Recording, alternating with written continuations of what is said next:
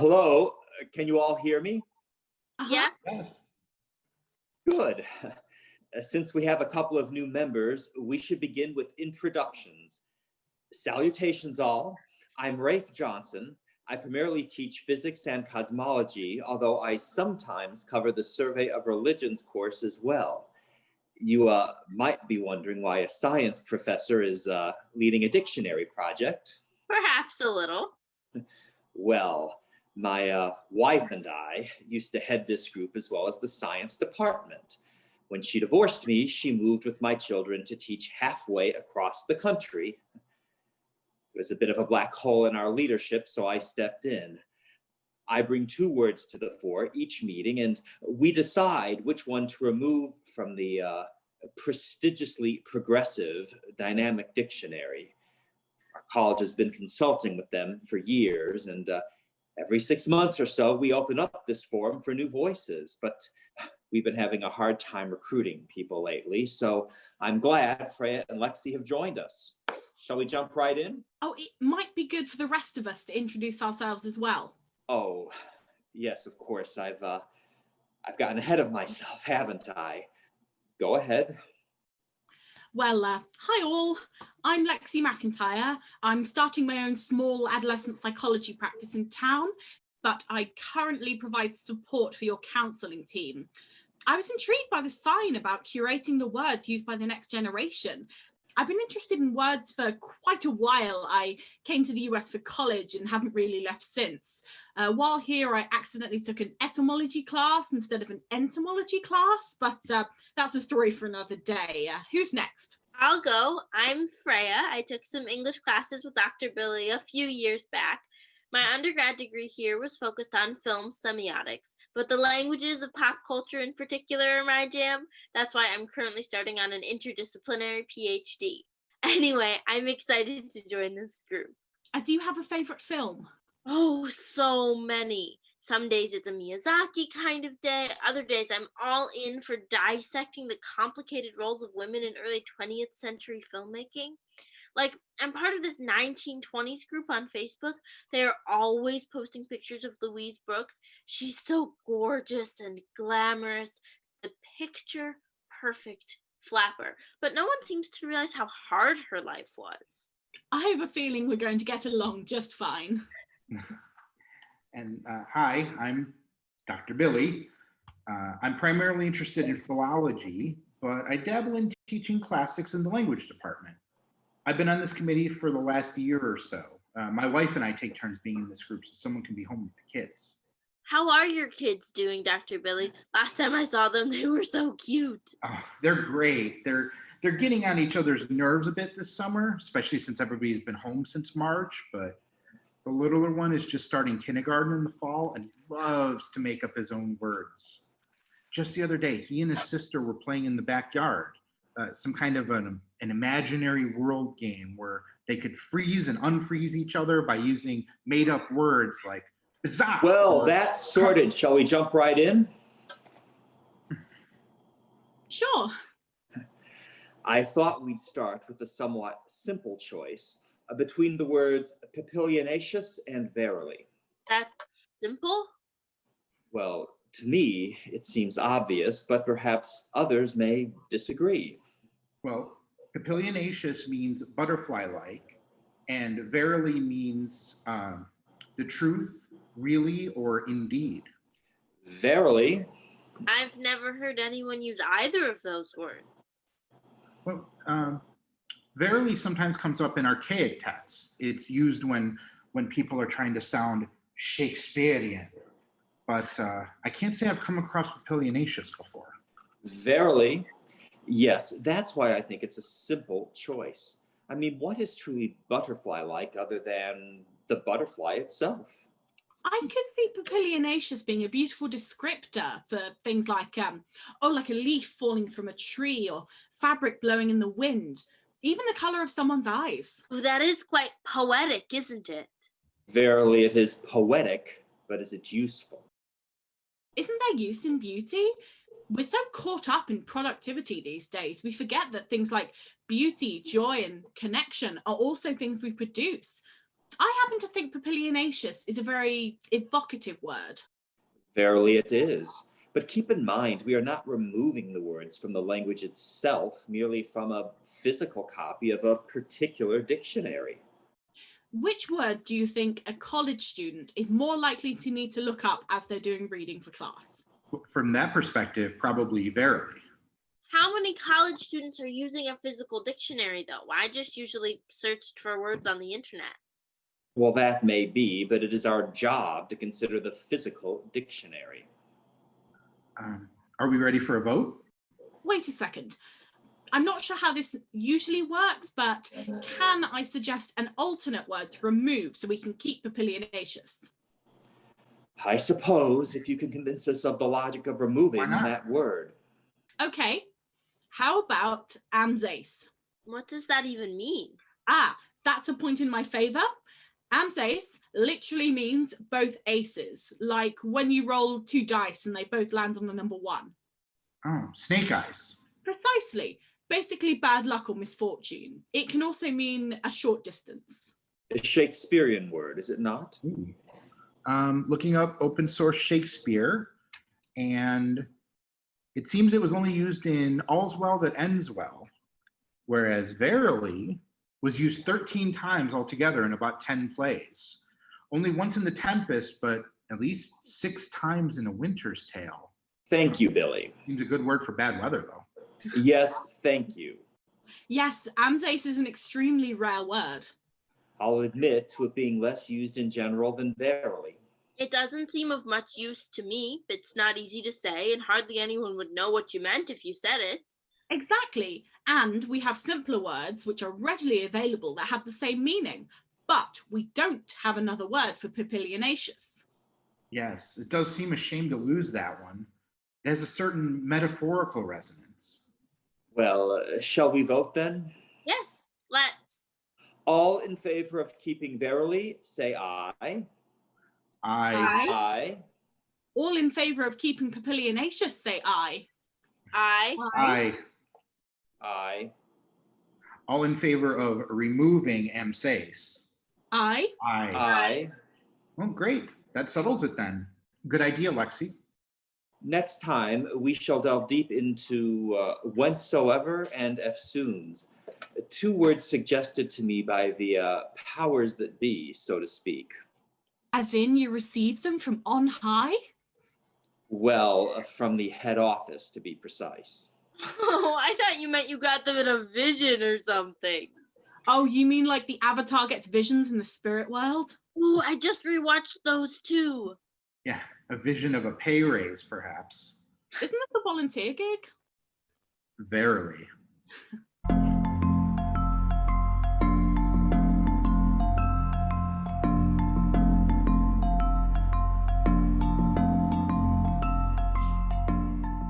I don't know why my mother named me Freya. I wasn't blonde or blue-eyed at birth, and not a single Viking in my family history that I know of. And as for my father, I never knew him at all. When I asked my mom why she chose that name, she said, "Well, I wanted you to be a strong person who would fight for what you believe in and be able to look out for yourself." In Scandinavian mythology, Freya is an earth goddess of love and war. Flanked by 2 cats, she carries a sword and sustains balance in the world through her wisdom. The root word means noblewoman, but not necessarily wife. Some experts on the internet pretend that women have never ever been warriors, despite historical figures like Queen Boadicea, Artemisia of Caria, and Joan of Arc, to name just a few. Not that I learned about them in high school. I wasn't a studious child. My mom would say, "Sweetheart, you are so smart. How come you're not doing better in your grades?" I was too afraid to tell her that I just didn't fit in, and I didn't want to call more attention to myself by doing too well.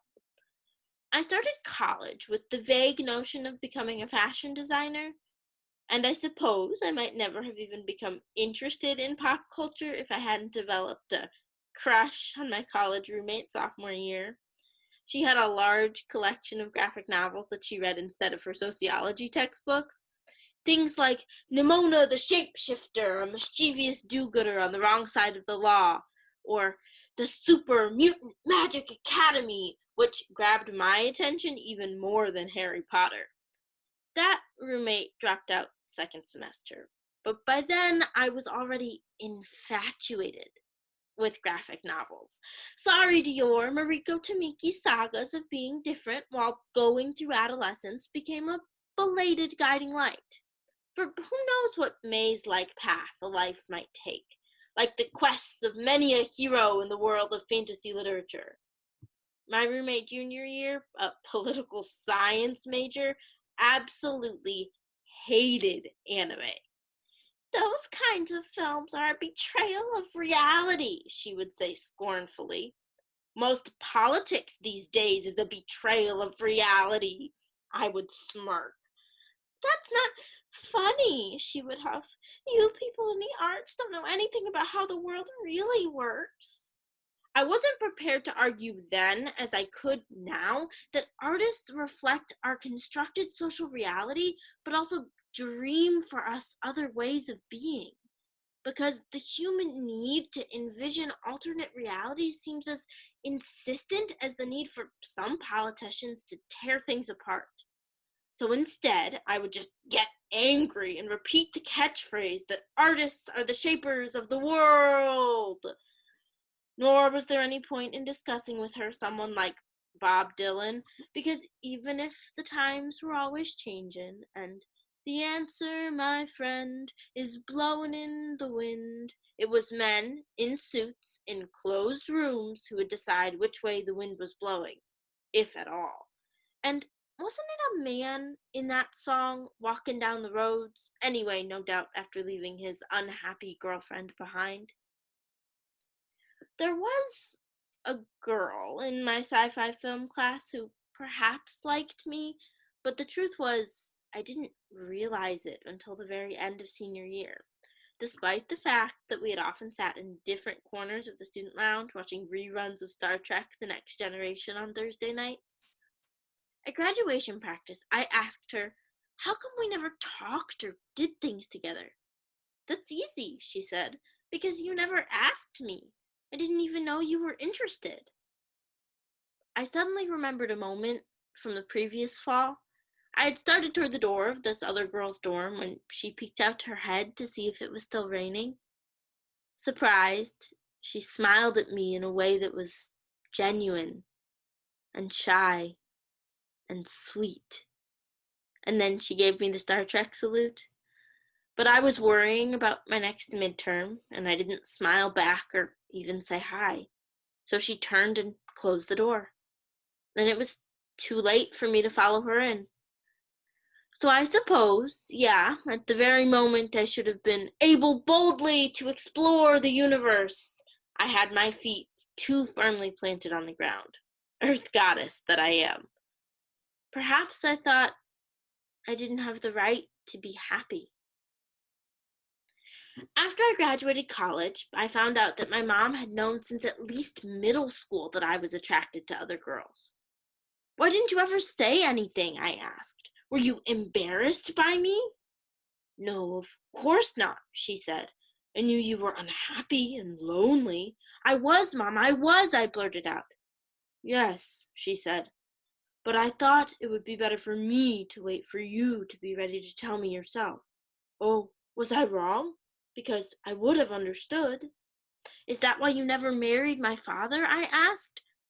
No, dear, but it is a fair enough question. I have always liked men, too much, perhaps, or there never would have been a you. But your father, he just wasn't a very nice person, and I decided it was better for both you and me if I focused my energy on being a good mother instead of being an unhappy wife.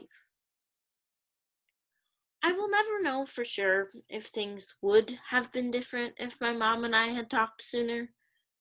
Maybe it was my fault for not believing in her as much as she believed in me. After college, I worked as an office temp and then found a very cool job in a resale shop. It had punk and steampunk clothes and retro fashions like the 1920s. And in seeing the customers there, I started to realize that I was not so different after all. For almost 2 years, I just had fun going to work in different styles. The wilder looking, the better. I also started dating some of the women I met there and at a bar I went to on the weekends. Nothing serious, but a step forward all the same. Eventually, I realized it was time I went to grad school and allowed myself to be myself, for real. No more need to dress up to play the part. Not that I expected to be chosen for this revising a dictionary project, and I knew immediately I had to do it. Women should have a stronger say over how languages work, to correct the entrenched hierarchy in syntax and semantics that promulgates the mistaken idea of the natural superiority of men. After all, women are the nurturers and protectors of both their male and female offspring, and potentially, we have a more balanced view of what it means to be a human being. My area is semiotics in cinema, that is, how the language of film combines images along with words to tell a story. And I'm particularly fascinated by the way pop culture can reach most everyone, while classic or highbrow literature only reaches some. Pop culture can also serve as a bridge between countries, a form of soft but powerful influence at the grassroots level. Hollywood superhero films, Korean romantic comedies on Netflix, or Japanese web series can be democratizing and humanistic, inspiring us to be more inclusive and open. But they can also be mindless entertainment created to exploit the masses. And if they sometimes do both, can we enjoy them without losing ourselves? I suppose that is the question that anyone might ask when considering getting married. But then, finding the right person is not easy for anyone, because we are all complex and unique and need someone who will celebrate and support our individuality. How else could any relationship work? How else could our world work, with its combinations of the good and the bad, within both ourselves and our cultures? Charting the course takes courage, wisdom, and strength. So what if I developed mine by reading graphic novels and watching anime? I'm just starting to think I have a chance to find my own way. And now, I have 2 cats by my side at night to help me watch the new female warrior captain in Star Trek take the helm. Wow. Freya, that's probably more than I needed to write you that recommendation for that Harvard Summer Research Grant, but Not sorry you already recommended me for this dictionary committee too. no, why would I? You have already traveled light years beyond where I was at your age. Besides, you help keep Rafe on his toes.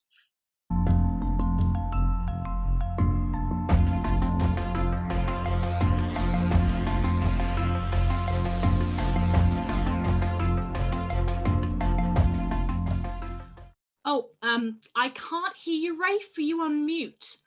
No matter how many times we get on these meetings, it's like someone has to relearn Zoom every time. Yeah, seems to be the nature of the beast. How was everyone's weekend? Fine. Nothing terribly exciting. Just walked around the block a few dozen times, did a bit of reading. Of course, I mostly read to my children, but I do like those Elephant and Piggy books. It was so hot, I mostly stayed inside and watched a documentary about insects. They are quite fascinating up close, you know. It was called Learning to See, about this guy, Robert Ullman, a psychologist who became interested in macro photography and incredible insect images. He actually helped scientists to discover and document new species from the rainforest. This is just great. Probably more proof why they think it's time for me to retire. I just can't stand all this new technology. What? Oh, you can hear me? Huh. 1 second here. Ha ha! Finally. Well, I did some updates on my computer the other day, and I've had to recalibrate every application on here. I think they call them apps these days.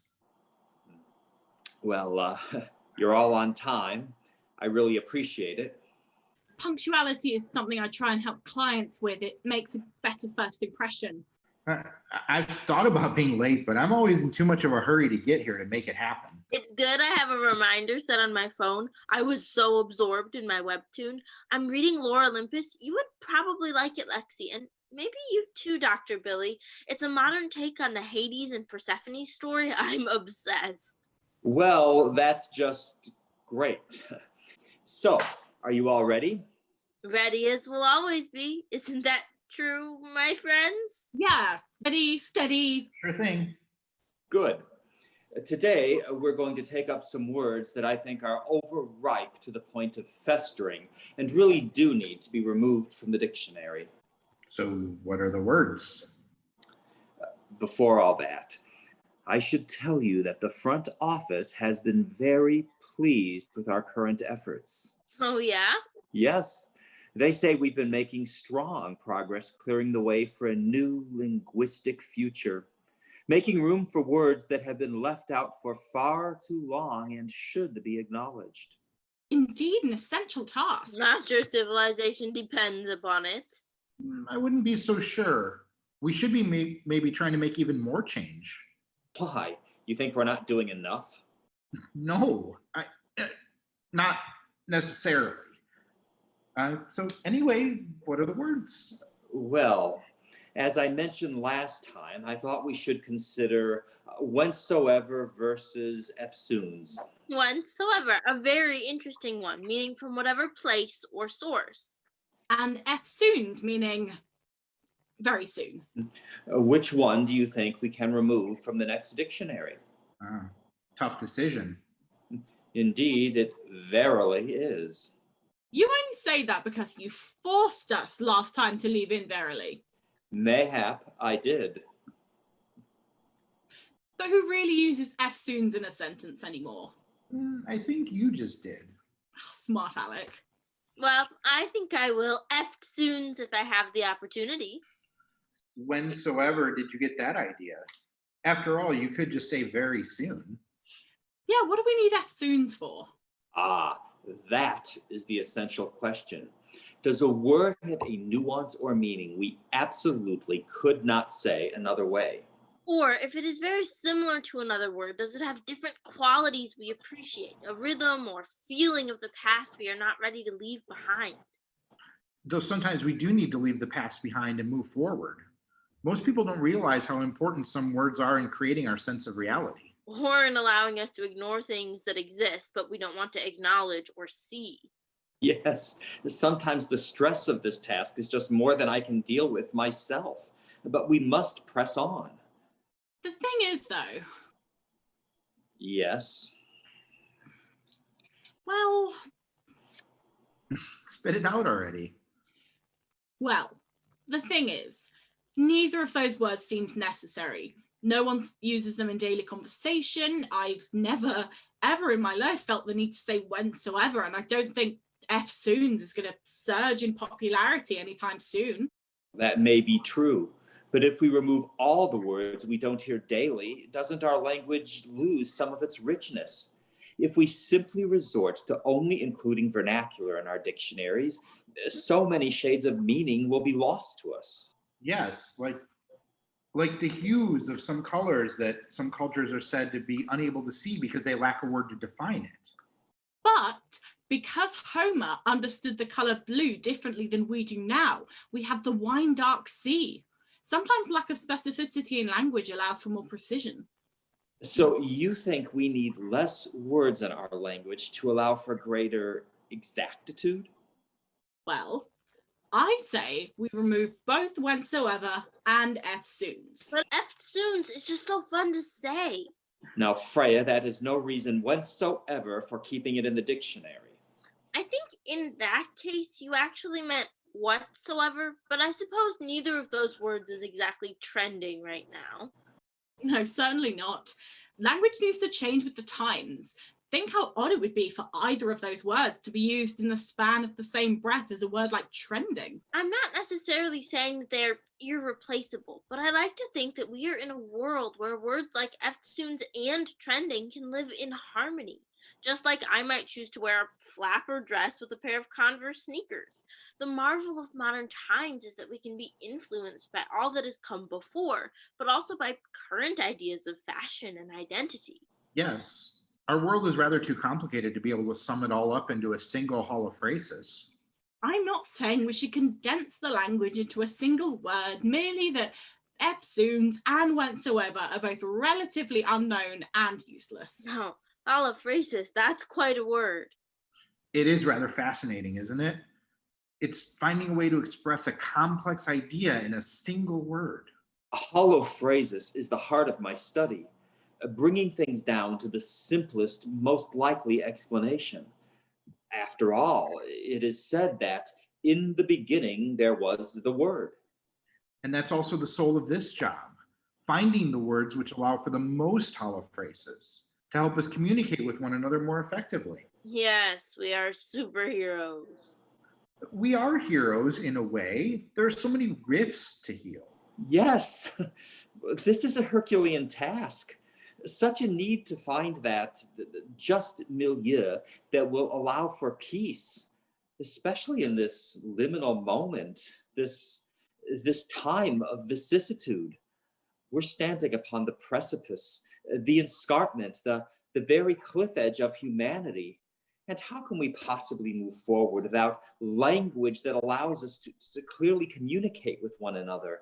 Not just in the now, but across space and time and culture and understanding. Wow. I know. It's quite a lot to take in. Yes, but even I, who have an extensive vocabulary, have no idea what you just said. Well, that wasn't exactly Old English. What sayest thou? No, I think he means we can lead humans to the next moment in a more positive way if we can only help them to have the words they need to truly connect with each other.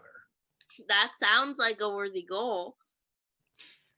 Yes, absolutely. But do you really think that whensoever and eftsoons are healing rifts, bringing us past the liman, that endless doorway to stand in the room together? Well, maybe not. I mean, at the moment, no one's supposed to be in the same rooms together, so... Sorry, this is a client, just a sec. Oh, hi. So I hate to end this philosophical argument, but which word are we going to remove from the dictionary? That, my dear Freya, is exactly what we have Sure, been let me discussing check my this schedule. whole time. Right. Of course, but we've gotten a bit abstract. Maybe we can come back down to earth? Well, I may have some questions for us that might throw a little more light on the situation. Forge ahead then, my friend. Now, I'm not sure that I believe this myself, but I do wonder if each word must move a conversation forward. And if so, do these words do that? Well, I could say, I will see you eftsoons, or the change will happen eftsoons, or the rain will be here eftsoons. But whensoever did you find out about the rain? Those meteorologists are often wrong. Well, they might be right. Eftsoons. It seems to me we can use both effectively. Perhaps we need them both. Is there another word someone could offer up for today's removal? A more recent word, perhaps. Yes, One which sure, causes sure. contention and strife among people. No pressure. I mean, keep in mind, you can't get rid Yes, of problems just by glad getting you rid of some called. words. See you soon. Good point. I'm not sure I'm hip enough with the times to know a contemporary word that we should remove. Yeah, no one uses hip anymore. Really? What do people say instead?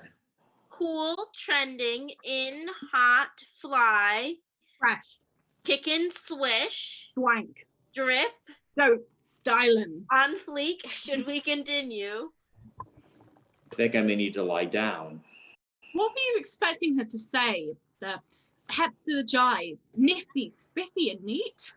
Language is a dynamic and ever-changing thing.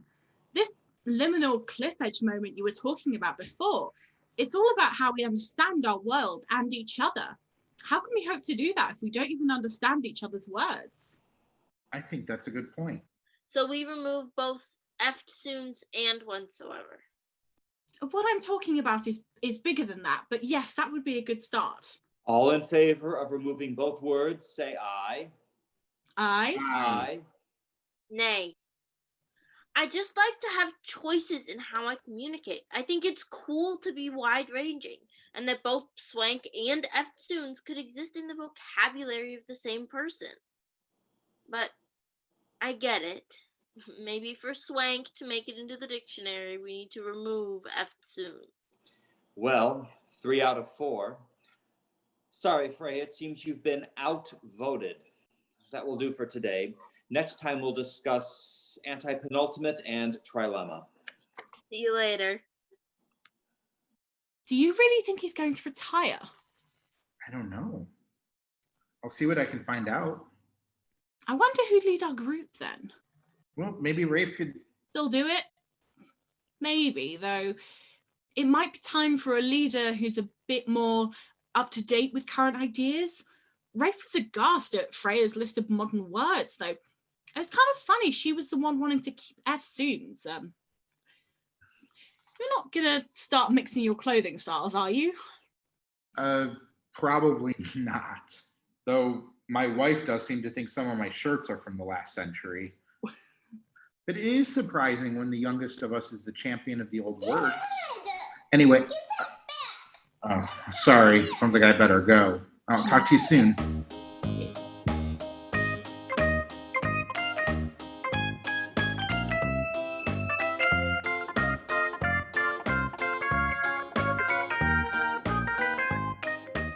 I had never liked my old classmate Monday. No, not just because his name is the same as the dreaded first day of the work week, the day which evokes the broken promise of a glorious weekend of endless free time that always slips through our grasp in an instant, leaving us back where we started. But because Monday the man, well, he always left me back where I started, even if I wasn't sure exactly where that was. Let me explain. It all started in middle school. My mom had baked a large plate of cookies for me to share with the rest of the class. Mom, I told her, this is not kindergarten, but she just smiled and said, oh, the other kids will love it. Isn't it time you actually started to make some friends?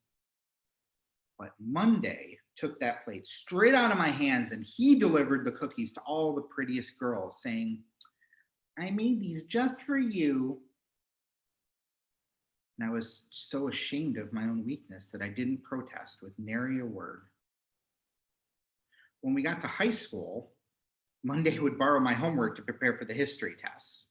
He never did any of the reading, but he would spend a spare 10 minutes going through my notes, which I had diligently memorized after reducing them to key points on index cards, and he would invariably do better on the test than me. He would gloat. My dear friend, if you have to do that much work to get A's, you must not be very smart. And then with a chuckle, he would saunter away.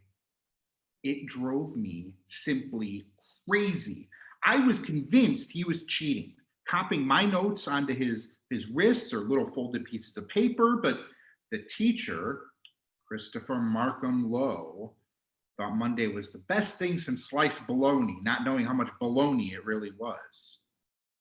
When I didn't want to give him my notes for the next test, he would promise to choose me for his team when we played basketball in gym. He knew how desperately I yearned to fit in. Oh, we all need help then, Billy boy, he would proclaim. We all need help. And sad to say, no one is likely to choose you if I don't. I mean, I had a great outside shot, even though there was less than an outside chance it would actually hit the backboard, much less go through the basket. But even when he did choose me, I had to sit on the sidelines, and I was only allowed to play at the very end of the game and only if we were way ahead. During my college years, I occasionally heard about Monday from my mother. Monday, who was going to Harvard, won this award for academic prowess or that honor for designing silk screen patterns for the shirts of the debate team. Monday had a double major in both brain theory and, of all things, studio art. Yes, it even seems he even had a brilliant hand when it came to 3-color printing. Mother wanted to know why the small Midwestern college I attended didn't have classes in brain theory. I tried to tell her we were too busy actually using our brains to waste time theorizing on how they worked. She was not amused. She would ask, "Why do you insist on studying Old English and Latin? Couldn't you at least learn a nice language that is spoken by people who are actually alive? And then we could go to the Bahamas or even Paris, and you could order me a pina colada in the native tongue." I tried to tell her that I didn't think the people in France drank pina coladas, which were actually invented in Puerto Rico, but she just found other things to complain about, like, "Aren't you ever going to have a girlfriend?" Seems Monday had been engaged 3 times already. I wanted to point out that this was a rather extravagant waste of fiancés, but what was the use? Monday's own mother was convinced that he would father 10 brilliant children, run for the Senate, and then be elected president. Or at the very least, he would become the CEO of a major corporation or open a new ice cream company to compete with Ben and Jerry's. I envisioned his advertising. "Chocolate sundaes with Monday's ice cream will make your whole week a sweet success." Fortunately, he never did try that line of work, as I rather like ice cream myself. For several years, I heard very little about Monday, though Mother often asked me how he was doing. She seemed almost more interested in his welfare than mine. "It's too bad you didn't stay friends. I'm sure he has lots of influential connections and could finally help you move on from being an associate professor." Then, after 5 years, I was to run into Monday again. I had finally completed my PhD thesis on the missing pieces of the medieval French poem of mythical creatures, the Physiologus. And I was hoisting a few with friends in a local British pub, and who should be standing behind the bar but Monday. "Monday," I said, "is that really you?" And at first, he pretended not to recognize me, but then he unleashed that broad, unmistakable smile as if he had swallowed the sun and was just letting it shine back at me out of the kindness of his heart. And he said, "Billy, old friend, is that really you?" "Monday," I inquired as gently as I could, trying to stem the rising tide of glee inside me. What are you doing here?" "What does it look like?" he replied. "I'm pouring beers for you and your rather rotund friends. I can see why you keep them around. They make you look veritably svelte in comparison." "My good boy," I said to him very firmly, "someday these people will be some of the top philologists in the country. Oh yes, I heard from my mother that you were dabbling in words people don't use anymore." Didn't surprise me, since no one ever understood what you were saying in the first place. Lucky you had me around today to translate, or you never even would have been able to order your own lunch. Though 1 or 2 less sloppy joes might have been all the best in the long run. Don't you agree? "And how have things turned out for you, Wilton?" I asked him. See, I knew he hated anyone calling him Wilton when his name was really William, like mine. He preferred to be called Monday so that no one would confuse us in class, and I was just supposed to ignore the insult like a sharp slap on my face that left me rosy-cheeked well into my 20s. "But how are you doing now?" I replied with a smile that was more like the moon shining out of a jack-o'-lantern? Oh, just fine. Do you own this place? I asked breathlessly, already knowing the answer. No, but it is in the family. My uncle, well, okay, not my real uncle, but one of Mother's oldest friends owns it, and he needed a reliable manager for the weeknights. So like you, isn't it, to celebrate on a Wednesday? I just finished the defense of my dissertation this morning. But tell me, what happened to your advanced degree in neurology? Oh, that was ages ago, old friend. I was offered a fellowship at Oxford, but I decided in the end to turn it down. Why ever did you do that? I asked. Was it because of a girl? If I hadn't known him better, I would have almost thought Monday was starting to blush, something I had never known him to do, not once in almost 20 years. Afraid not, my friend. It's true I should have applied for that Rhodes Scholarship, but you know how it is. I couldn't do everything. What with the International Badminton Championships in Seoul, the printmaking masterclasses I was teaching at the Met in New York, and the conferences in Bern, Switzerland on brain theory. Then what went wrong? Wrong? Did I say something went wrong? Perhaps I just needed a little break. That's all. A little time to myself. Is that so strange?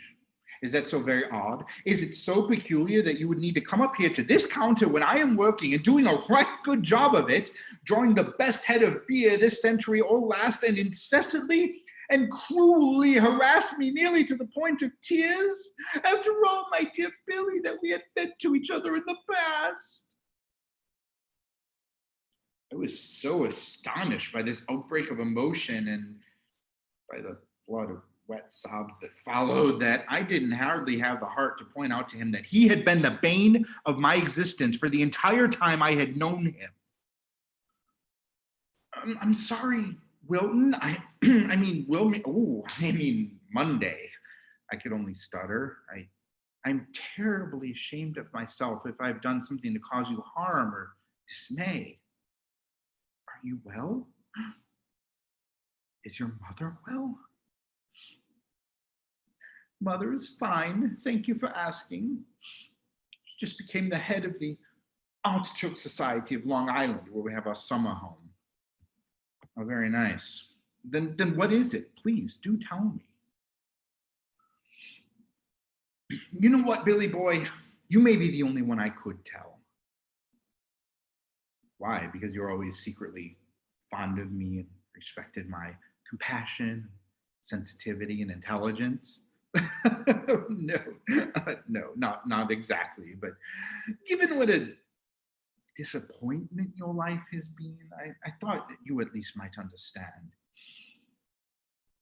I was nominated for the highest award in my field, and I was absolutely certain I was going to receive it. Mother already had a banquet hall arranged. And then I started to hear rumors that it was actually going to Dolores Mary Young. Very bright, mind you, but not at my level. Never. In fact, between fiancés 1 and 3, she had been for a while in the running for fiancé 2. But then it seems she did win, after all. Dolores Mary Young, her name rang out from the podium, all because of her paper on sense and synapse and the bicameral mind. Oh yes, I know that should have been my award. Hadn't I, in a moment of weakness, also shared my notes with her that night we were all alone in her room? My entire theory on the cosmic maze of the brain. No, you didn't. Yes, I'm afraid I did. She said I was only worth a minor footnote. What unmitigated gall. Indeed. So What did you do? Oh, my mother wrote to the president of the school and threatened to withdraw our donation. A very sizable one, I might add. But he only snickered and said, unfortunately, we have already used it to pay for the new wing on the neurology cafe. Also, some budding brain surgeon could have an iced frappe whenever he wanted it. Can you believe it? Great catchphrase. So I did the only thing I could. I resigned from the school. No. Yes. No! Yes, I did, to keep my pride intact. How very sad, I wanted to say, but the very last moment I changed it to, how very noble of you. And what will you do now, my dear friend? I don't really know. But I am very good at drawing a mean draft of Heineken's. I'm thinking of opening my own brewery. Really? Yes. Not ice cream? No, whatever made you think of that? I don't really know. Turned away, of course, so you wouldn't see my slight smile. The thing is, Billy, maybe you had the right idea all along. You are happy, aren't you? Yes, I suppose I am, though I haven't ever been engaged, not even once. Really? Well, if you ever need any advice on ladies, you know where to find me. Yes, I do. So very good to see you again. Is it? You too. You too. Good luck. The same. And then, filled with a glee that could not be attributed entirely to the 3 beers and shots I already consumed, I went back to my friends, and they thought I was just giddy with the occasion. In fact, that was the first time that I had the courage to ask out Sarah, who at the time was a colleague of mine and is now my wife and the co-chair of the English department here at the university. And now here we are raising a swarm of Old English speaking, Latin parsing toddlers who will dominate the playground at the British school. But it was only later the next day, after the hangover had subsided and I was parsing through a particularly stunning missing section of the Physiologus, that it came to me. I had been envying Monday all these years for no good reason. I am happy with what I do. And the pride that led him to make such a cataclysmic mistake made me realize he wanted to be more like me. How very odd. And someday when his brewery opens, I should make it a point of being his first customer. So here at my desk, I raise my cup of cappuccino that I got from the new cafe in the neurology department to William Monday, from his old best pal, Dr. Bill. And the funny thing is, ever since then, Mondays have been my favorite day of the week. So, you think I am just like this Monday guy? Is that it? Is that why you told me that story? No, not at all. He was engaged a lot, sure, but he didn't have the guts to get married even once. You at least have tried, and I can respect you for that. For being a glutton for punishment? No, for being a romantic at heart. Well, I hadn't thought of it that way, but maybe you are right. Why, you're not thinking about getting married again, are you?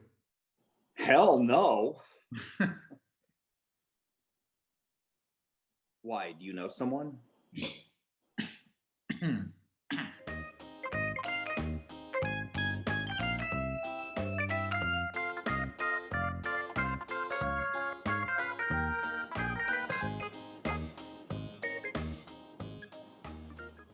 Oh, hello, Billy. We seem to be the first ones Hi. here. Oh, yes, so it seems. So, So buttons? what? Oh, just family tradition. So like sew buttons on your bell bottoms. That is if you're into fashions from another time. Never mind. Let's see. I heard something through the grapevine that surprised me a bit the other day. Oh, Yes, someone mentioned you might be retiring soon. oh. Well, I have been considering it. I'm not looking forward to teaching electronically this fall. My students won't even be in the same room with me, and my own kids live so far away. That must be hard. The youngest is already 16 years old, and I missed her birthday this year. But nothing is settled yet. You know how this system works. The college is always looking to cut costs. I'm not sure they want to fund 2 physics professors anymore, but I'm tenured, so they may encourage my retirement, so to speak. Some might think the system should just be changed altogether. Well, I certainly fought enough battles in my time. Yes, I'm sure you did. I would miss your leadership here if you retired. Would you? I doubt everyone feels that way. How would the next leader be picked? Well, I was appointed by my ex-wife, a sort of consolation prize in our divorce. Not quite as bad as a Cracker Jack ring, but still not exactly a fair trade. So you would choose our next leader. Any ideas who you might appoint? Well, I would have to consider everyone's experience with this group, their knowledge of linguistics, although along with who I think might be the best liaison with the dictionary. It takes a bit of finesse, you know, to convince them to listen to our suggestions. Yes, I imagine it might take quite a bit of cajoling. It does seem like a lot of responsibility. I'm not sure I would want it to do it myself. Maybe Lexi would be a good leader. She can be diplomatic if need be, and it would be good to have a woman's voice more to the forefront of our discussions. Perhaps. Well, as I said, nothing is set in stone yet. Were you hoping for a firmer answer? Are you that anxious for me to go? No, no, that wasn't what I meant at all. Hi guys, sorry I'm late. I got caught up with a client. There's just so much uncertainty at the moment. It has people rather anxious. Yes, I can imagine. Telehealth appointments just aren't the same. It's so hard to read body language because it's so much easier for people to turn away from the camera. Yeah, kids can be funny about being on camera sometimes. My middle one really hates being seen on Zoom. My clients are a bit older than your kids though. Some of them have just graduated without any sort of ceremony, and others are trying to figure out if they should start college this fall, even if it's online. Yes, it's a bit of a tough time for everyone. My children are arguing constantly, even though they don't completely understand what's going on. They pick up on the adult tension and it rubs off on them. I've been trying to do research for an upcoming article Sorry. about how Tolkien invented the languages he used in Lord of the Rings, but every time I start getting somewhere, I get interrupted to moderate a squabble. My alarm didn't go off for the meeting. I was watching a live stream broadcast of a K-pop conference. It's a fundraiser for the World Health Organization, which is pretty cool. There's just something about that choreography. I get completely hypnotized. Yes. Well, all right. Let's get down to business, shall we? You defeat the Huns. Did they send me daughters when I asked for sons? What? Oh, nothing. Just a song that's been stuck in my head. I watched Mulan with some friends in a virtual viewing party, the old animated version, of course, and that song has been popping into my head ever since. I haven't watched that film in years. Maybe we can watch it together sometime. I'd like that. There are some cool sites these days for watching movies together. I'll send you a link. So, our words today are anti-penultimate and trilemma. Yes. Anti-penultimate meaning the third to last of something. So the one before the last one. Precisely. And a trilemma being a problem with 3 possible alternatives rather than 2 is in dilemma. How often does one come across a trilemma these days? Well, almost any time 3 women are working together, Rafe. at least in my experience. Oh, yes, I'd like to hear all about your experience being a woman, Rafe. That's not quite what I meant. Now, you know, that is a truly complicated word to define. What word? Woman. Isn't it somewhat simple to define? Anyone who is biologically female is a woman. Wow. That used to be the definition, but these days it's a bit more complex than that. Let's leave that for another day then. It seems a bit of a sidetrack. Rafe, you are the one who connected women to trilemma. I think we need to be on the same page linguistically in order to move forward in our discussion.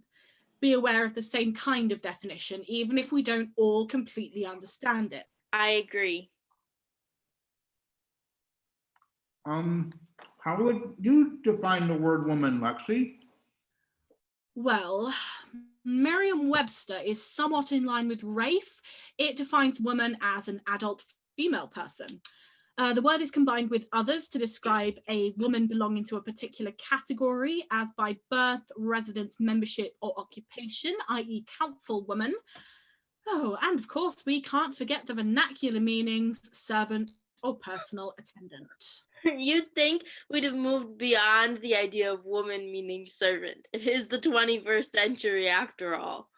Oh, the etymology is interesting too. From Old English, wife man, wife, woman or wife, and man meaning human being. Even our words tie us to our relationship with men, but as you said, that might be a discussion for another day. Though I don't see anything in here about causing trilemmas, do you? Nope, not a word. That really wasn't what I meant. It's just that when 3 people are trying to do something together, and it seems to me especially 3 women, they have a harder time getting along than just 2. I didn't mean to imply anything derogatory about it. Unfortunately, what you intended and what was understood are different things. Intent doesn't make up for impact. It's like the endless discussion of authorial intent in literature classes. What's really important is not what the author intended, but the impact it has on the reader. Yes. The challenge is to use words that not only clarify your intent, but also deliver your meaning to the person you're talking to with the same impact. But it's hard to know how others will understand what you have said. That is almost a modern trilemma in itself, isn't it? Does one choose not to speak so as not to be misconstrued, speak anyway and potentially cause confusion and upset, or speak very, very carefully to make sure as best they can that the impact matches the intentions? It's true, it's almost impossible to match intent to impact. It might in fact be the anti-penultimate possibility. Actually, in her list, it was the last one, not speaking at all, that was the anti-penultimate. You're digging your hole a bit deeper, Rafe. Well, anti-penultimate or trilemma? I think the important thing is that people realize when they've not chosen the correct arm of the trilemma of speaking, and then make a change in their following actions and words to make sure that the impact of their speech matches their intentions. When I work with clients, we talk a lot about what they need to do in order to reconcile with others. Okay, I apologize for what I said. I certainly don't have personal experience of womanhood. I thought I noticed a trend in interactions, that's all. I actually kind of agree with you, Rafe, but... You do? Well, I actually have a lot of experience with women. I've been married 3 times. And divorced how many? Well, 3. Good point, perhaps. So those are the 3 women that wouldn't work well together. So it might be interesting to have them all in the same room. God forbid. No, but I don't really think it was the word wife I was confused about. My wives and I seem to have a different understanding of what it took to be a husband. Did you ever consider family counselling? I could suggest a colleague if it's something you might be interested in. A bit late for that. Oh, it's never too late, you know. Not necessarily to get remarried, but to build better relationships with your ex-wives or your daughters. Well, anyway, I meant in terms of groups of 3. Group projects in class have long been the bane of my existence, and in friendships, 3 women together often do measure their connection to each other in different ways, like who knew each other first and who introduced people to each other and how many secrets have been shared. Is there a best friend pair and a third wheel? Friendships are complicated. I suppose that is true. Oh, so when she says it... Careful, Rafe. Yes, careful, Rafe. It's tricky. I do know that. But it is just inherently different for a woman to speak of her own interactions with other women than it is for a man to try to categorize those same experiences without having lived them. You know what I mean? Yes, like the way words are reclaimed by people that they were originally used against. There's power in having ownership of your own experience. And frustration when others try to mansplain it back to you. Precisely. You know, this is kind of my field of expertise. Words or mansplaining? Well, both. I was a gender studies minor in undergrad. It was an interesting addition to my film studies major and led to a lot of arguments about feminism in film. I might have made it my second major, but they only had enough classes for a minor, which seems sexist in itself. I didn't know you studied that. Looking back, maybe I should have been more vocal about some of the sexism embedded in language. You know, I'd love to have a deeper conversation with you about that. Maybe we could have a virtual tea some afternoon. Sure. I think we should actually be maybe doing more revising of the definitions of the words we are keeping. Well, I'm not sure that's exactly in our remit. Maybe it should be. We never did quite get to a more refined definition of the word woman, did we? It is rather hard to define. The dictionary definition doesn't really get at the core of what it means to be a woman. It's still the traditional biological definition of being female, or it's in relations to women's roles, which are socially constructed. It does show us something about words, doesn't it? That it's hard to describe people without considering their relationships to one another. But as for a more inclusive definition, I'm not sure how to phrase it. Well, there was that part you read, Lexi, the idea of belonging and membership, which was referring to words like councilwoman or Madam President, but it might be a more effective definition. To be a woman, you simply need to feel as though you belong to the membership of women. Precisely. Your biological sex is moot. Of course, society as a whole doesn't yet see it this way, but just because someone is assigned male at birth doesn't mean they are a man and vice versa. Yes, belonging is a primary human need. When I work with clients who are gender non-conforming, they're often looking for a sense of belonging in the gender they emotionally feel connected. Can a definition be as open as simple emotional connection? I know it's a bit hard to wrap our minds around, but to steal a phrase from John Green, the truth resists simplicity. Rafe, how do you know you're a man? Well, I just do, I guess. That's what makes gender so hard to define. That element of just knowing. We intuit our inner beings in a way that's difficult to put into a dictionary. Absolutely, but that is why our job exists, right? Perhaps we can even see the gaps in current language, then the upcoming generation can fill them in as they come to understand more fully what it means to be human. It's so hard to say things in a way that is both kind and true, especially because which words are right changes depending on the person, on the moment, on the cultural history and understanding of those words. Yeah, I take the idea of preferred pronouns. It was a big cultural shift for people to consider that some may use pronouns beyond the binary. We created new group norms for people to tell us their preferred pronouns and how they identify. But now even those words are coming into question, because it's not that someone prefers different pronouns, it's that those are the correct pronouns for them. Exactly. I don't just prefer female pronouns. I don't just identify as a woman. I am one. In the same way, a non-binary student doesn't prefer they, them pronouns. Those are their pronouns.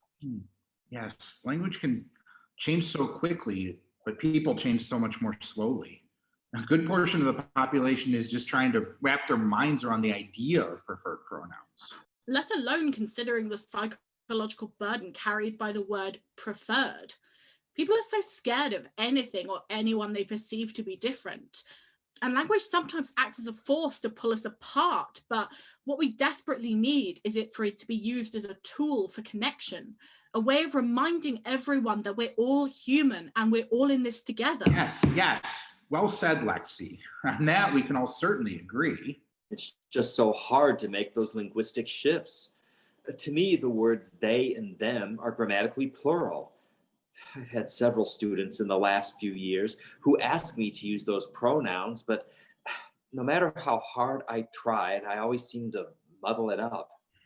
I can't speak for your students, but I think as long as you're trying to get it right, most people will probably forgive an honest mistake every once in a while. It's much better to try sometimes and fail than not try at all.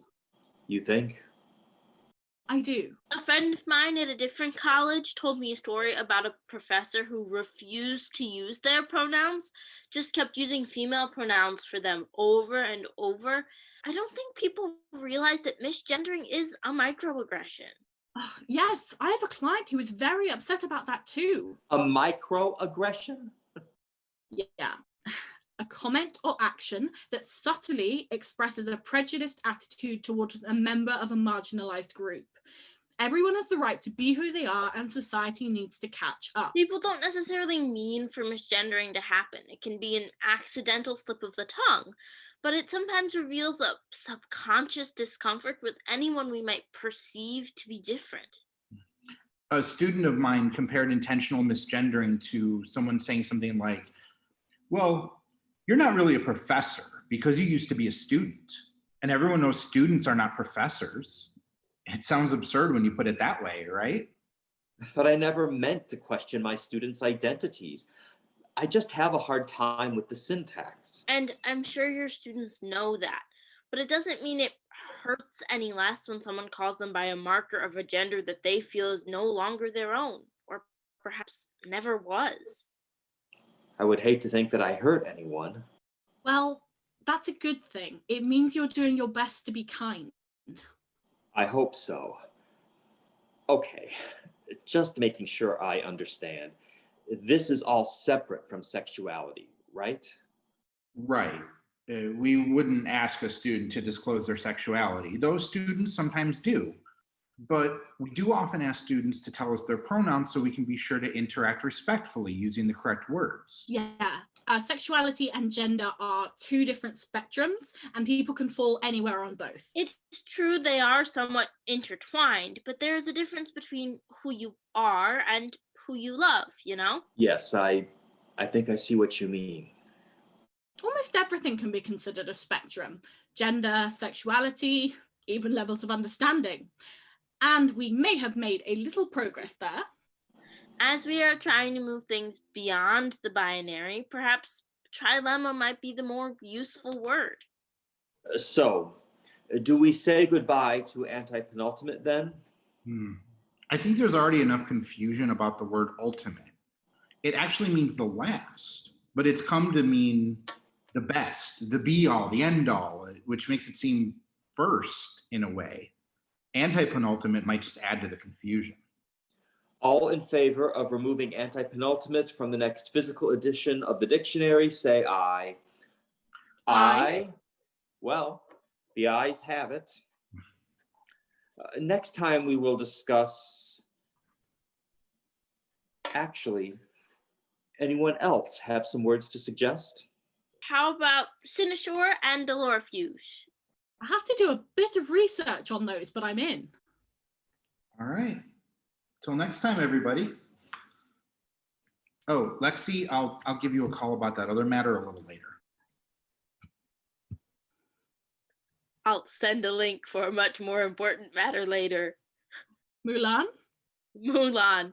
And just to be clear, this is like a date, right?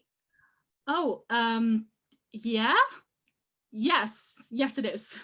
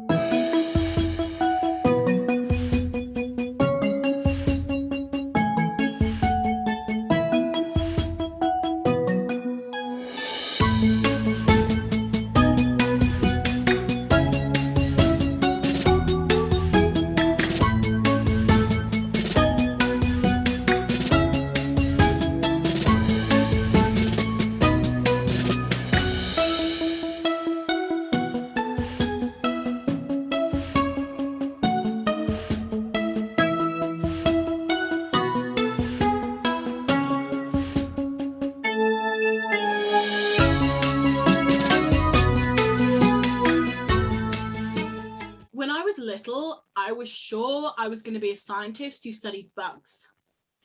I used to spend hours in our little back garden digging for ants and looking for the houses they constructed in the clay. After all, when I was 5, if there were carpenter ants, why couldn't they have a house? This led eventually to me getting one of those ant farms shipped from the Netherlands that you can put on a table. Fascinated. I wondered what they were thinking about as they went about their work so diligently on their little highways. Did they have families they went back to at the end of the day, like my mum and dad? Did they bicker with their siblings like I did with my brother? I half imagine them singing songs as they burrowed through the dirt, or speaking some kind of ant language with waving arms that was a bit like a semaphore. Just imagine an admiral ant on his flagship, standing in the prow and sending signals to the fleet.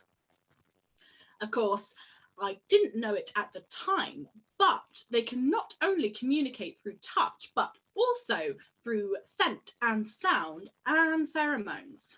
So I even gave them names like Tommy or Bobby or Little George. My brother would ask, "How do you really know that that one is Little George?" "I just do," I said. "I just do. They are my ants and not yours anyway, so why do you care?" But skeptic that he was, he just kept muttering, it could be Oscar or Caroline or Gladiola. A name I think he learned from a seed packet in the kitchen for the flowers Mother never seemed to have the time to plant. I didn't realise that my brother was becoming jealous and really just wanted my attention, so I started calling him Little Philip and ruffling his hair. But for some reason, he just didn't like the name. "I'm not an ant," he insisted, and went running off calling, "Mum, Mum." Eventually, adorable Little Philip decided to play a trick on me. He took a screwdriver, a Phillips, of course, and when I was out in the back garden studying a snail on a weed stalk, he went into my parents' room, shut the door, and carefully opened up the farm at the foot of their bed. The ants, thrilled by the chance for new digs, decided to build a home under the blankets. The screams that same night were rather horrifying, and the wicked grin on my brother's face gave the game right away. "Philip!" I wailed as we stumbled into the hallway. "What have you done?" "That is what you get for calling me names I don't deserve," he said coolly. But by the time we were all marched downstairs for a reckoning, Philip already had his cover story set. I always thought he would make a great master criminal because he was so good at covering his tracks. I was just so worried that all those cute little ants, I thought they would suffocate in there, and then Lexi would be really upset and start to cry. And I just love her so much. I just thought it best to set them free. The expression, "I thought it best," was something he learned from my mother whenever she explained to our father how she managed the family budget for that week. And father, he fell right into the trap. Never mind that it took weeks to get all of the ants completely out of their bedroom. They brought the exterminator to our house the next day when I was at school, but saw the truck driving away when I came home. I sat on the step for hours. But father, he was not swayed by my grief. He swore, "I will never allow this kind of thing in our house again. And as for a cat or a dog, absolutely forget it." "Fine," I said, "but how come you allowed a little brother to live here?" Philip just stuck his tongue out at me from the corner. Mother could only shake her head and murmur, "Sorry, dear, but it's for the best." Philip was rewarded for his compassion and caring, and I was left with a vague sense of guilt that it had all been my fault in the first place for wanting to study the lives of ants. So I turned to my reading instead. And despite the fact that a teacher once said to my parents in year 5 that there would be nothing left for me to read by the time I reached university, I made my way through a good many of the classics before I even started secondary school. When I was in my 3rd and strongest prescription of eyeglasses, father said, "Maybe we should have let you keep those ants." Philip snickered. "Yeah, she's even starting to look like an ant." And he went around the house calling me Gladiola. He even made up a song about Gladiola, who was in love with an ant, though he never sang it when Mum and Dad were around. But what made me really want to study words? I'd like to say that it was a meet cute that led me in that direction. As if when I was in my first year at uni, I misread the name of the class on etymology for entomology, and so ended up studying the history of words. Or because the professor was quite lovely, really. And she said the class would be cancelled if I dropped out, and I felt sorry for her. But the truth is, it wasn't Charles Dickens or Jane Austen, though they did awake my mind to worlds other than my own. Nor was it a chance meeting with the class on semantics. No, it was because I was puzzled by how easily words could be misinterpreted, or worse, managed to manipulate people. I suppose I owe that to Philip. But it was really because of a letter addressed to my father that my mother intercepted and read when I was just starting year 6. This letter led to a bigger upheaval in the parental bed than an entire ant farm could have done. And all of a sudden, words like trust and love became freighted with more meaning than they could possibly carry or express. And I suppose I was just too young to understand and thought it was the words themselves that had caused the problem. A word like loyalty, for example. Those few phonemes were charged with such significance and emotion, and yet seemed so unequal to the responsibility to set things right. We could try to marshal words like ants build homes, but words often easily collapsed under the weight of expectation and human need. But I suppose I found my vocation, if not avocation, when I was taken to a psychologist to talk about how my parents' divorce was affecting me. My mum was sure that my obsession with books was only an avoidance of real life. But I discovered to my delight that the psychologist not only loved to hear the summaries of the stories I read, but once in a while asked me to frame the events of my daily life as stories too, to help me find the meaning and direction and possibilities as well. Looking back, I realised he was much better at what he did than I could have possibly known at 11 years old.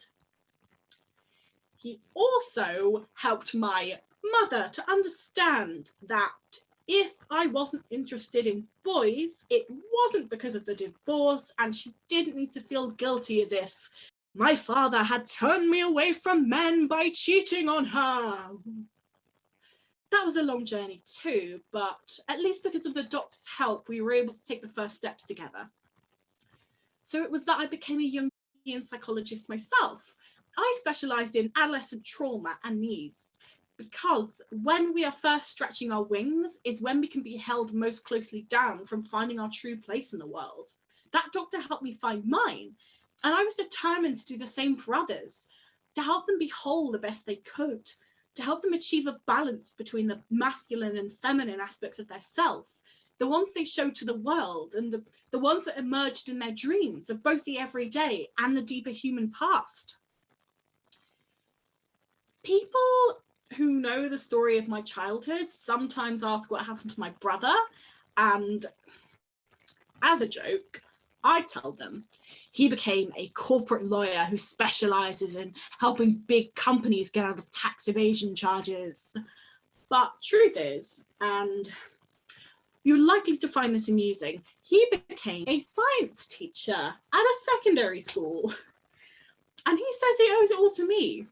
I visited him once at his school, where we both immediately launched into the Gladiola song. My sister, Gladiola, only drinks cherry cola, and she only loves her aunts. But my passion for words, how we say things and how we define them, became awakened in a very practical direction. And so when the school announced they were looking for people to join this new dictionary project, I jumped at the chance. Sorry, give a therapist chance to vent. Spoke too much. Nah, wish I'd had a little brother like that. I probably would have beat the heck out of him over those ants, But I still love him. Like my mum still lost my dad. That's what made it so sad, that they never found their way back to each other again. But like you said, everyone needs someone they can really count on, don't they? Yes, I suppose they do.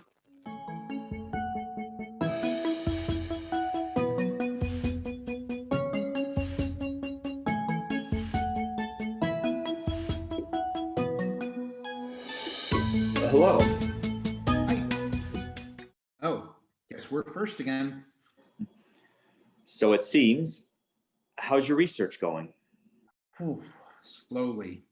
But I found out that Tolkien actually worked on the Oxford English Dictionary in 1918. He started with the W words, and it seems that he had trouble defining walrus. Fascinating. Rafe, I've been wondering, do you like leading this group? Oh, well, I haven't really thought about it really that much. I see it as an honor to be asked to try to codify the evolution of language, and I quite like thinking about words. Yes, but do you really like the people managing part?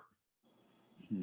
For me, the administrative side of being a professor is sometimes the most time consuming and the least interesting part. I love talking to students and helping them refine their ideas, and I like doing research myself and exploring the ground and analyzing ancient texts, but there's so much politics involved in organizing a department. And I'm trying to balance having time to spend with my family. I must admit, I may have let my family slide a bit. I've always been very focused on my work. That's what I thought was expected of me, that my role was to support my family. You may have the right idea, more of a balance. It just seems a challenging thing to find these days. Yes, there are more options, but also more expectations for everyone to be a Renaissance man or a woman who can work and have a family and actually be involved in the kids' lives to boot. It was different when I was growing up. My parents were rather modern for the time. My dad did spend a lot of time with me, but I saw how frustrated my mother was with his inability to support our family consistently. So I was determined to hold down a job and financially support myself and my wife. But I guess my wives were looking for other kinds of support too, and I guess I was just too busy to notice. Ah, here they come. Interesting, the two of them arriving simultaneously. Hi, sorry to be late. I was caught up in an interesting conversation with a friend and lost track of time. Yes, me too. That's all right. Gave us a chance to have a man-to-man tete-a-tete, so to speak. Yes, that's what we were just doing too. Woman to woman, tete-a-tete. Tete-a-tete? Yes, but don't get too excited, boys. Meaning head-to-head, a meeting of the minds, one might say. Yes, we both know that particular phrase, thank you. I just didn't realize that we were all now speaking French. So, shall we discuss the words? Oui, monsieur. Bien sûr. Absolument. Mon Dieu. Right. I believe Freya suggested cynosure and dolorifuge, which are both rather fascinating, actually. Scientifically, cynosure is the constellation Ursa Minor, specifically its tail, the pole star. And more figuratively, it's used to mean a guiding light, something that gives us direction. It can also mean something or someone who attracts attention by their brilliancy or beauty. Well, I did a bit of research on its etymology. It came from French by way of Latin and before from the Greek word, which literally means dog's tail. Ursa Minor being a little bear, therefore dog-like, and the North Star its tail. It's a lovely word.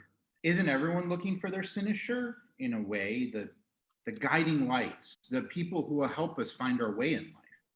Yes, I suppose it is somewhat poetic and perhaps connects to dolorifuge, which is something that eliminates or diminishes grief.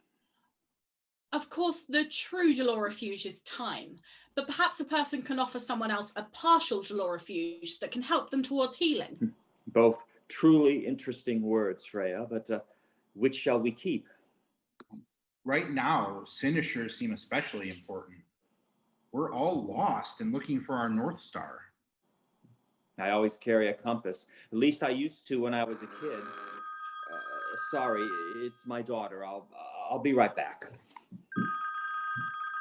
Yes, but what is our compass for emotional confusion? Other people often serve as cynosures for us. I know that my children and my wife are my guiding lights as I move through the world. Yes, and friends too help us to see the paths we might choose. It seems like there are endless decisions to make. Careers are no longer as simple as they used to be. Friends can help us to decide which paths to start on, or point out options we didn't even realize we hadn't seen. Sometimes someone comes into your life who seems to open up a new path. I've had several important cynosures in my life. The counsellor who worked with me after my parents' divorce, my etymology professor in college, new friends I've made along the way. It's not easy to get started in psychology, and I'm so grateful to the people who helped me. It's a big part of why it's so important for me to pay it forward and help other people find their way, especially right now. It's a really hard time to be an adolescent on the cusp of so many life-changing possibilities. Yeah, it definitely sucks to be a recent grad right now, too. I'm glad I started my PhD because now would not be a fun time to be looking for a job. No, I can't buy you a new phone.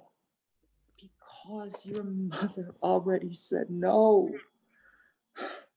I do still talk to her, you know. That is not fair, Amelia. I do talk to you too. Look, can I call you back later? I promise I'll have Amelia. Sorry. Everything okay? Yes, fine. Anyway, back to the words. What do we think of dolorifuge?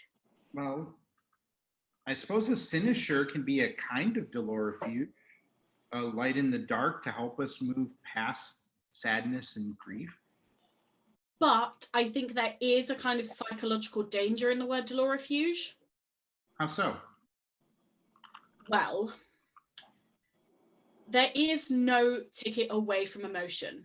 It's important to be allowed to feel what we feel, not to simply search for ways to move beyond grief. It can be especially hard to communicate with others when you're busy subsuming your own feelings, to connect honestly and deeply, even with the people you care very much about. I think everyone, but men especially, are taught to move past sadness as quickly as possible, but that doesn't necessarily leave room for true healing. There's no magic button to solve our problems. It takes work. Exactly. There's not really any one dolorifuge that can sweep in and save the day, but rather many small steps towards healing and future happiness that collect over time. So perhaps we all need cynosures in the dark to lead us on that path of small steps forward. Yes, I think so. It just becomes more and more difficult these days to figure out who is worthy of being our guiding light. We have to think much harder about who we really know, who we can choose to believe in, especially because social media influencers and celebrities are so constantly available to us. I would hope no one is choosing an influencer for their cynosure. In fact, I hope that students are choosing someone like a professor to be their cynosure or mentor. Like you mean? Well, perhaps. Or you. Influencers carry more power than you might think, Rafe, but I do agree. I hope people pay more attention to the people they know IRL. IRL? In real life. Yeah. I think it's increasingly hard to know what to listen to in general. Media has become both polarized and polarizing.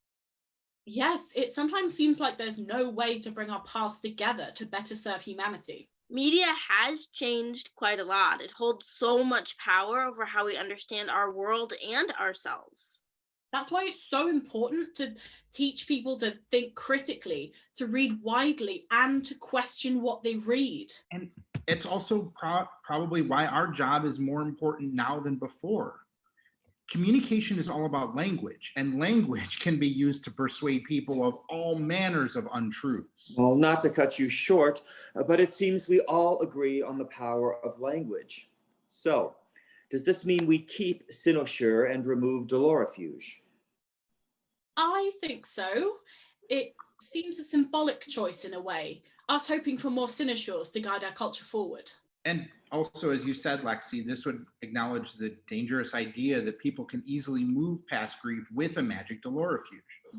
Yes. Not that anyone will know our reasoning behind this choice. True, but it still helps shape the language, and ideally it will also shape the choices people make in communication. So, all in favor of keeping cynosure and removing dolorifuge, say aye. Aye. Aye. Good. That's that then. Anyone have any suggestions for next time? Billy? Well, how about validity and quaquaversal? Splendid. Really? I already agreed. But quark reversal.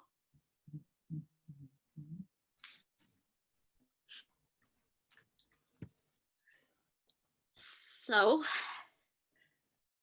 Oh. I've been scrolling Netflix looking for another movie we could watch together. Oh, find anything good? Well, there's this one called The Half of It. It looks like a version of Cyrano de Bergerac about love and friendship and language. I thought maybe you might like it, about honesty, I guess. Well, that when you like someone, you let them know. Yes, I think it's on my list too. Really? Well, how about tomorrow night? I'll send you the link. I'll be there. Text you later. Yeah, TTYL.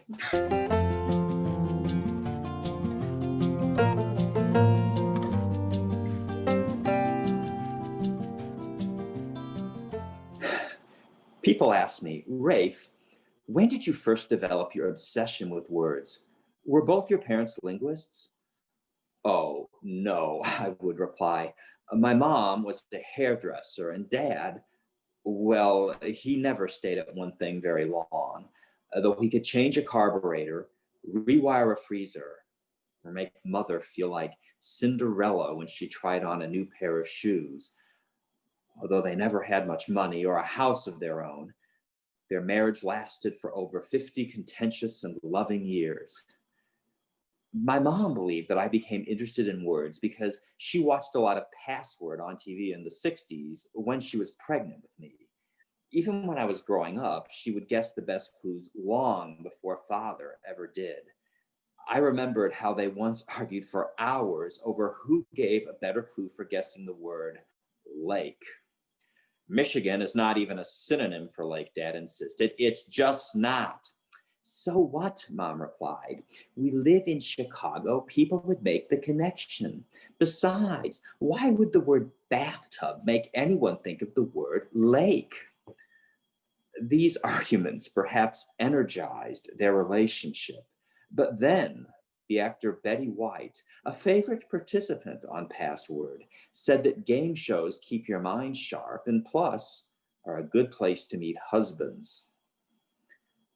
I was a slow starter as a reader, so for my 9th birthday, my parents gave me a book on famous explorers, and suddenly I wanted to be a discoverer of new worlds. I made a sail out of a blanket attached to an old hockey stick, and I was off on adventures around our living room. How about we go on a real adventure, my father suggested after I broke the TV antenna. This delayed watching Password until Dad had time to fix it with the clothes hanger. We could go for a night hike and look for some comets, he suggested, and navigate by the stars. Mother immediately responded, I don't think that would be such a good idea, dear. Why not, I whined. Because your father has no sense of direction. He can't even find a grocery store. After a moment, she added hopefully, you could just join the Boy Scouts. But of course, I was too shy and Father was too old. So we set out secretly by ourselves one night like Marco Polo or Lewis and Clark across the countryside. But the clouds rolled in. We lost our compass and we had to spend our darkest hours in a barn. The dawn found us covered in mud and hay, hitchhiking back to our hotel and my very worried mother. We never saw any comets, but I learned that it isn't so much what you discovered that what was important, it was what you experienced during the search. And from that time on, reading for me became a form of exploration, which is just as well since Father and I were both grounded and forbidden to leave the backyard for a week. My fascination with words took a sudden boost when my 5th grade teacher explained homonyms, words that sound like other words but mean different things, like squash, to press something flat, but also referring to a fruit in shapes from acorn to zucchini. How could they all be called a squash? And then there's the game of squash, played in 18th century London, paupers' prisons, but refined at the upper-class Harrow School, where some wealthy boys poked holes in a racquetball. Also, it would take more interesting bounces off a wall. The same could be said for the history of words themselves that often took crazy bounces until you can't figure out how they ended up meaning what they do. That is, if you could even trace who said them first. Well, almost like the Heisenberg uncertainty principle in physics, you could pinpoint the location of a particle or its speed, but not both at the same time. Although born Roman Catholic, my father was also restless when it came to religion. Eventually, he settled on us becoming Unitarians. My mom, who was half Jewish, was very patient with his questing spirit. She just wanted me to feel at home wherever we might worship. Perhaps this led me to study at college both the history of religions and the history of science. Well, I didn't realize that this was the perfect training for a cosmologist, but there you are, another crazy bounce. In the beginning, was the word, as if the universe began with a hollow phrases, a single word that could sum up everything and from which everything could be understood and made whole. A highly condensed core of linguistic energy. Some linguists have argued that all languages come from a first language or a single source that was spoken by the Homo sapiens, but we may never know for sure if the Neanderthals spoke or not. I mean, most all explanations, whether scientific, religious, or linguistic, just lead to further questions, or at least to a new vista from which to contemplate more mysteries, whether of the physical or spiritual world. What is sacred is not so much the words themselves, but what we can make of them. And what is evil is what we can destroy with them. Is it so strange to think that perhaps we can edit a soul? Maybe we can make it better, stronger, more capable of tenderness and love rather than cruelty and hate. I would like to be able to say that my wide-ranging education allowed me to be highly skilled at connecting with other people, but unfortunately that just isn't true. How will you ever advance in your career? My first wife kept asking me, when you can't even figure out which department you belong in. I'm an explorer of the mind, I would tell her proudly, and there is no compass or star chart to guide my way. Well, I would settle for a little shopping trip to Des Moines or Peoria, she would say. It is true, not much to do in the one block downtown of Grinnell, Iowa, where I had my first job as assistant professor. But I was just too busy to take her to Chicago for the weekends, let alone be home for dinner as much as she preferred. After all, wasn't I providing for her in a way that my father never could for my mother? In 3 years, we were able to secure a mortgage on a rambling old house on the edge of the cornfields. Wasn't that enough? My second wife seemed glad to have married an associate professor with a steady job. But that didn't stop her from also having a steady boyfriend. He had thoughtfully visited her right before our wedding and politely made plans to see her again after our honeymoon. His good manners extended to moving to St. Paul, just across from where we lived in Minneapolis, and where, unfortunately, there was far too much for them to do together on the weekends. When I asked her why she cheated on me, she said, "You've always loved your books more than you loved me." And once again, I ended up on the clearance table of marriage, a bit dog-eared and worse for the wear. So then, I eventually married another professor in a mid-sized college town, thinking our careers would put us more in sync. And the environment was just right. But she seemed less interested in our living happily ever after tenure together than in finding ways to humiliate me at every faculty meeting. Though she encouraged me to be more ambitious, it turned out she also thought I was not qualified to be the head of the science department because she expected to have that position herself. So I agreed to share it, which was no better an idea than our getting married in the first place. It's hard for me to tell if my career got in the way of my finding love or if I just threw myself more and more into my work because my marriages just didn't work. Maybe a little of both. Each of my wives had the habit of saying exactly the opposite of what I expected or hoped. You'd think that because I was attuned to the music of many a universe of discourse, I could catch on faster, that a plethora of antonyms is hardly a sign of harmonious or healthy matrimony. Perhaps it would have been better if I had heeded Betty White and taken my chances as a participant on Password and tried to do that to meet a spouse. Better yet, maybe I should have just married Betty White herself, though no doubt she would have divorced me too. Alas, there are no passwords to marital bliss. Much easier to think about the building blocks of matter and energy, or how words shape our reality. and why I couldn't make someone else happy. Just as money does not necessarily mean happiness, lately I've been wondering if solitude does not necessarily have to be a synonym for loneliness. But then there I am, back at the beginning, trying to understand it all. Thanks, Rafe. I know that wasn't easy for you to share with me. I learned a lot. So, a tragic comedy of a marital life, huh? I'm in pretty bad shape. No, you know yourself better than you realize. Just need to give yourself a chance to realize that. And maybe to stop regretting and start loving the ones you can love. Well, you are probably right. Who? Your children, the ones who maybe need it the most. And then, maybe, also yourself. And you think I deserve it? Absolutely, chum. Though, you do your best not to show it.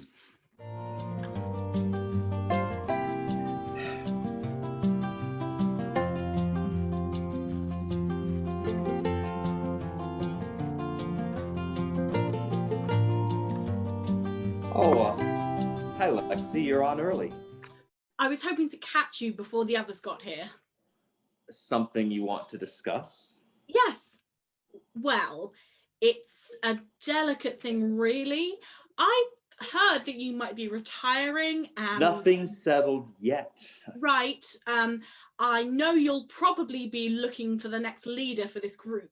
And you think you should do it?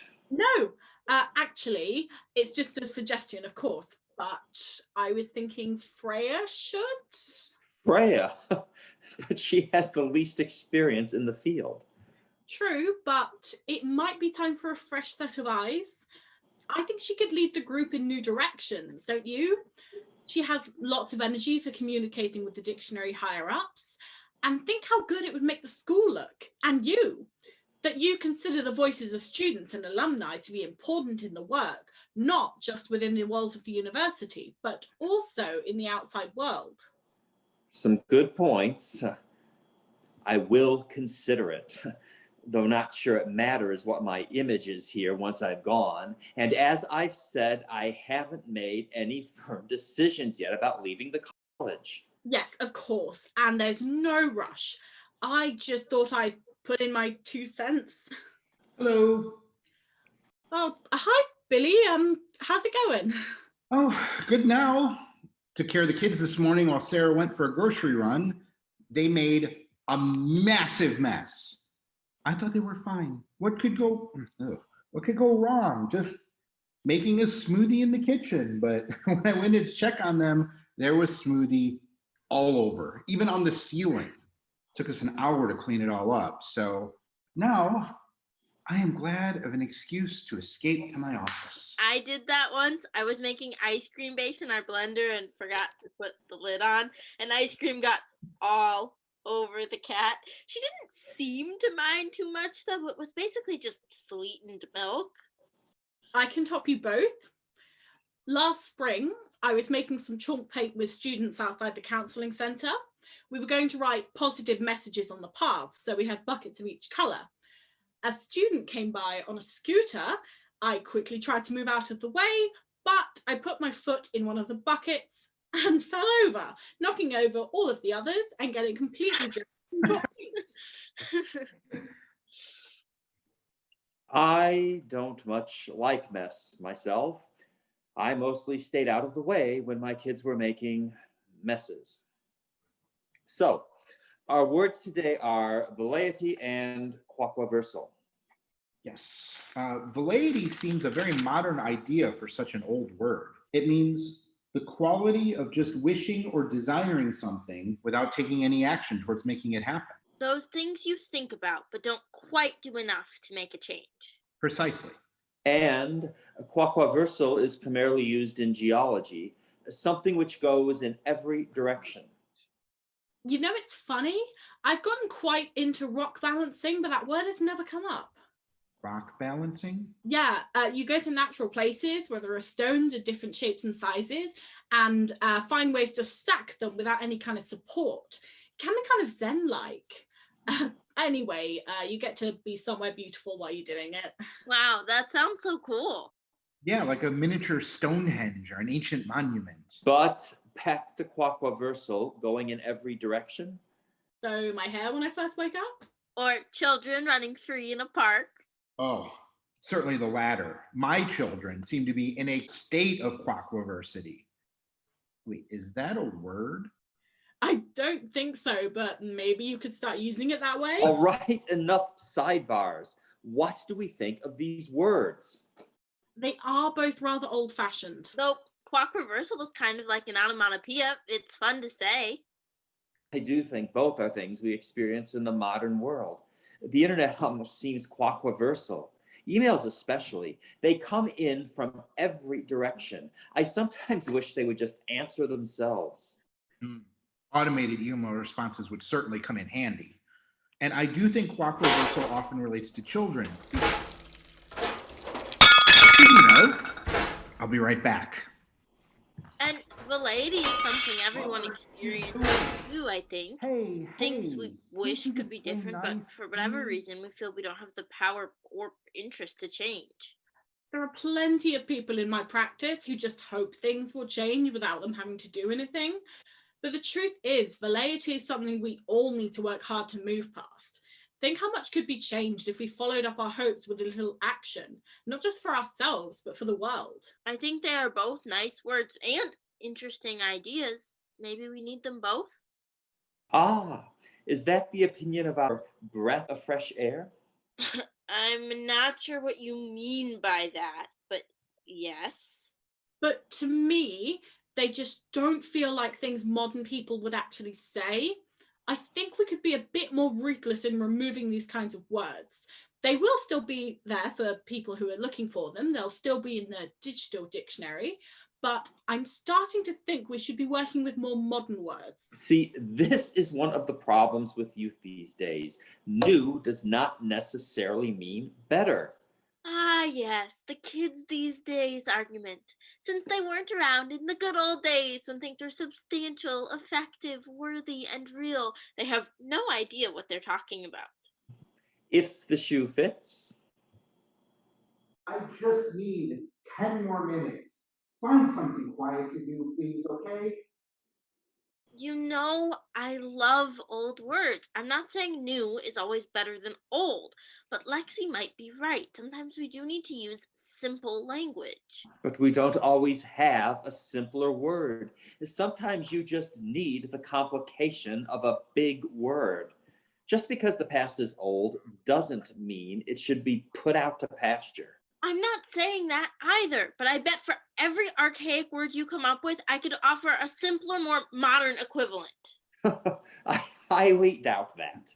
Challenge accepted. Give me a word. Afterwit. Hindsight. Colliginous. Misty.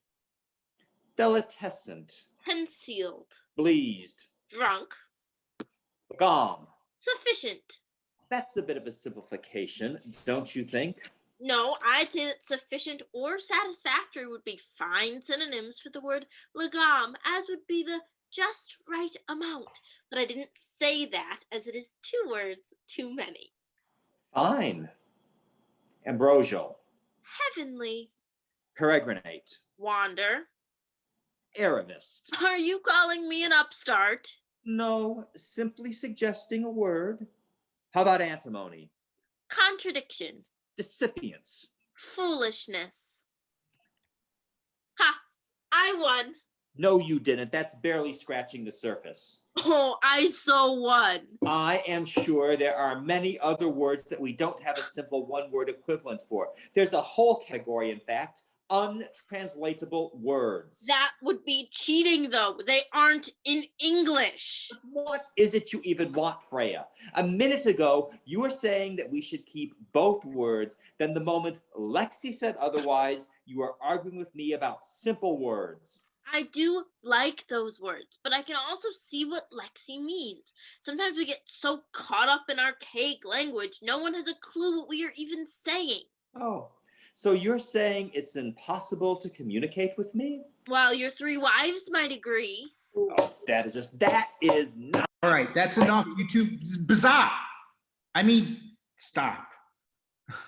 Isn't there enough pointless arguing in the universe without this? Take a deep breath, both of you. Deep breath.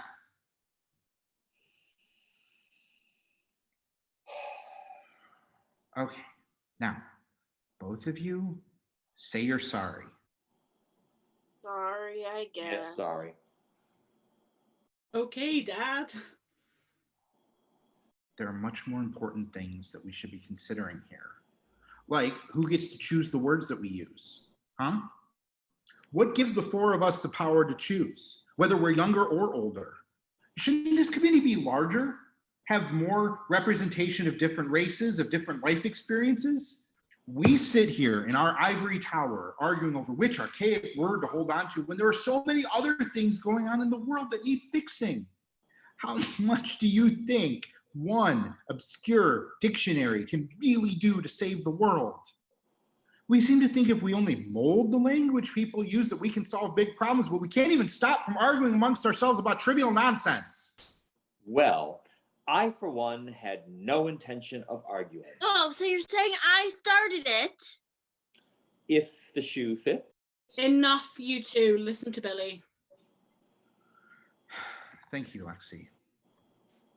I've been thinking that we should be considering the definition of words we actually use every day. Take the word woman. We started to come up with a more comprehensive definition, but is that in the dictionary? No. What about the word racism? Is that being defined in a way that explores the many nuances and meaning of its use? Nope. If we're going to make real change and help people to communicate with each other, then we need to be considering more deeply the power and the meaning of the words we use every day. This is a much bigger issue than us, and we need to start taking it more seriously. It seems impossible these days, though. How can you ever include everyone who should be included? How can anyone possibly make enough change in language to make any kind of difference whatsoever? And how can you even keep up with the speed at which language changes? What you're supposed to say one day is suddenly wrong the next day. I'm not saying it's easy. It's just it's something we need to do if we want to make real progress. That right there is why you would make a great leader of this group, Dr. Billy. What do you think, Rafe? Well, nothing is settled yet. But yes, I do think Billy might be a good leader for our group if I retire. Though it's starting to seem like I'm a bit behind the times. I have spent years trying to stay on the cutting edge of physics. New ideas are constantly asking us to reevaluate what we thought to be true about the nature of our universe. And it seems that language needs to be considered the same way. I have been thinking of exploring the vastness of the universe in a different way by joining a Buddhist monastery, at least for a retreat to see what I can learn. Wait, really? Yeah, because where do we find meaning in our lives? As a scientist, I've been very focused on observation. I believe that if I looked hard enough at everything, at physics, cosmology, language, that I could somehow get to the center of things. I could understand myself and my relationships with others. A fellow professor lent me a book on Kierkegaard, who was so certain that simply observing is not enough to reveal the inner world of the spirit. He once said, "Life can only be lived backwards, but it must be lived forward." I think I've been doing it in reverse, trying to understand things forward and living backwards, always in the rubble of my last mistake and already lost in the shadow of my next one. Let's put Kierkegaard aside for a moment. What are you feeling about all of that? I don't know. Maybe first that I just can't be as sure of myself as Kierkegaard about anything. Truth is, we all have to learn to live with a bit of uncertainty. But you do know what you feel, don't you? Go on. Oh, well, that maybe it's time for a change, that's all, okay? To try to reset my view of the world and myself. My wife was so sure that the girls would be better off with her, and I just let her take them. I didn't even argue. I would like to get more connected with them, to try to make up for lost time. It may not be the beginning, but rather a beginning. A chance for a fresh start. Good for you. I've already had several new beginnings in my life. In fact, if it weren't for you advertising about new members for this group, I may not have found a certain new beginning. And before, I didn't mean to say you were behind the times, per se. Didn't you? I almost wish I had a father around when I was growing up to argue with, discuss things with, like we are doing now. And I'm sure your daughter will be thrilled to have you around more. When you're done meditating, that is. Well, I suppose that is a compliment. Yeah, but a minute ago I thought I was the dad. Ah, patriarchy. Well, back to our words for today. What do we think of velleity and quaquaversal? Do we remove them both? Perhaps in the name of progress, we should. Thankfully, they'll still be online, and we don't want to lose all knowledge of our forefathers, do we? Well, hopefully not all of it, but maybe some of it. Go on, Billy. Lead the vote. All in favor of removing both words? Say aye.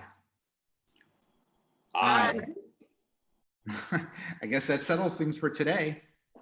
So it seems. And tomorrow is another day. Yep. Speaking of tomorrow, any words to suggest? Me?